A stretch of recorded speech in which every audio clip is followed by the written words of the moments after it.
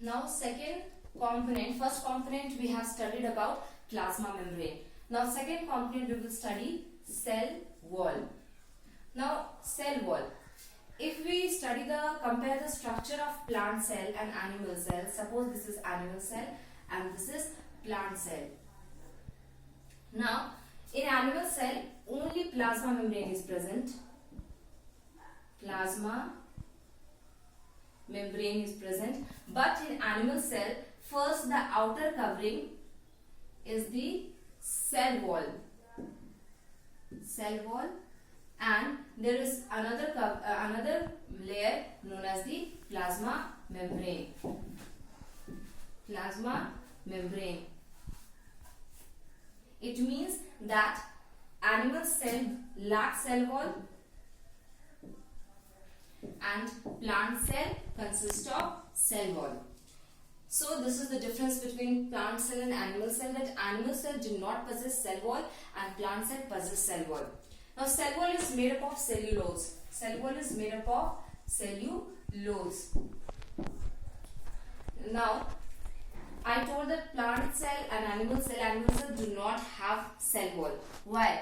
Because if we are having cell wall, what will happen? We will become rigid, then we won't be able to move here and there. We will become stiff. We won't be able to perform any of the functions. So we do not possess cell wall. But plant cell needs cell wall because it grows tall in height. It grows very tall, and also it does not have a skeletal-like structure like human beings or animals, which provides a skeletal framework for their movement or for their rigidity. So what happens? Cell wall gives rigidity and shape to the plant so that it may stand erect. So this is the difference why cell wall is having a cell wall and why cell wall is plant cell is having a cell wall and animal cell is not having a cell wall.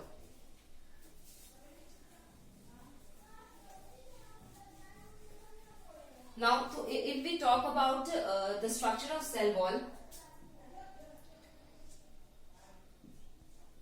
it is somewhat like this.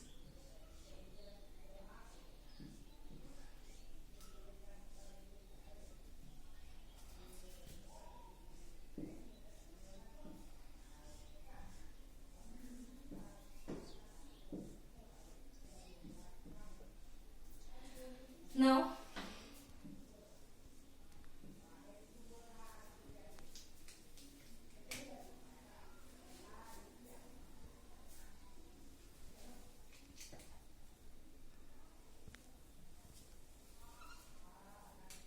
so there in the structure of cell wall, many organelles are there. This is the cell wall.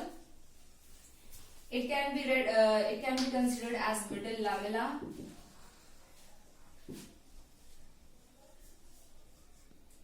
And in this primary cell wall, it may be considered as secondary cell wall. And then again inside is the plasma membrane. Plasma membrane. So in the structure of cell wall, you can see a primary cell wall, a middle lamella, then secondary cell wall, then plasma membrane. Now each cell of the plant each cell wall of the plant is connected with a lamellae like structure. You can say middle lamellae or anything. One cell is attached to another with the help of lamellae. Suppose this is a cell, then this cell will be attached to this like this, and here a lamellae will be present. So which help in the attachment of one cell to the other.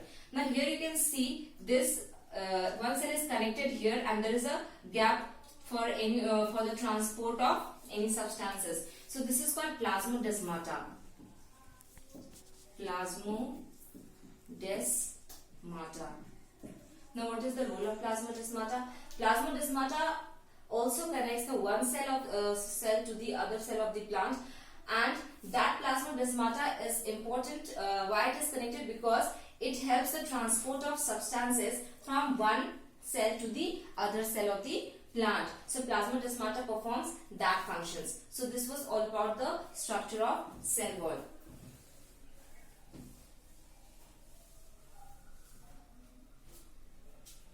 Now functions of cell wall. First will be it provides rigidity to the cell. It provides rigidity to the plant cell.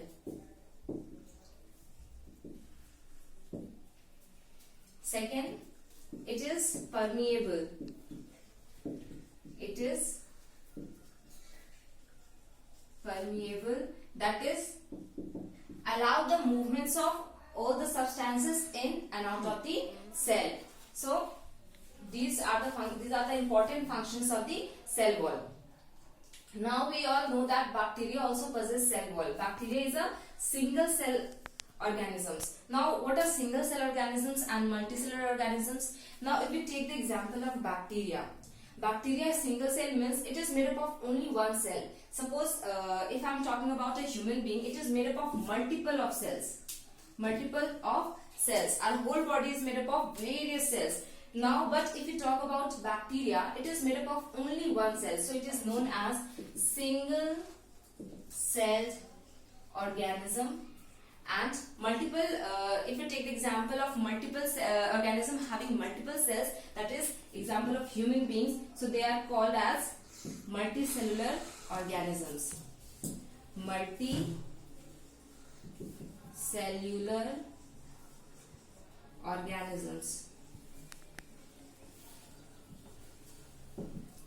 So this is a difference. Now bacteria also possess cell wall. Why? Because cell wall provides rigidity to the structure of the bacteria. That's why bacteria also consist of cell wall. So this was all about cell wall. Now next we'll move ahead to cytoplasm.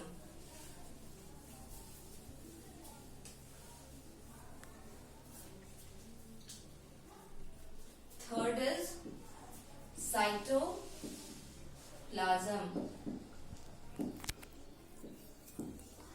Now cytoplasm, inside the cell there fluid-like structure present inside the cell. Whole structure is in the whole cell, fluid-like structure is present, and that is cytoplasm. Now what is the use of cytoplasm? Cytoplasm, firstly, function or uses it can have that. Firstly, it provides shape to the plant.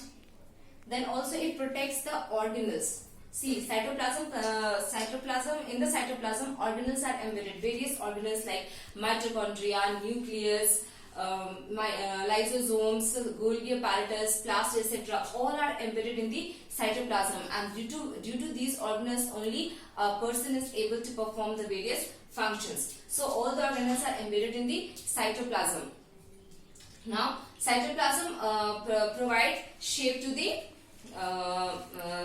cell. Now if we talk about cytoplasm, we can say that cytoplasm is the main part where all the organelles are embedded, which help in the proper functioning of the cell. Cytoplasm is also known as cytosol. So sometimes it may be written in the book cytoplasm in spite of cytoplasm, cytosol. So don't get confused. Cytoplasm is also called as cytosol.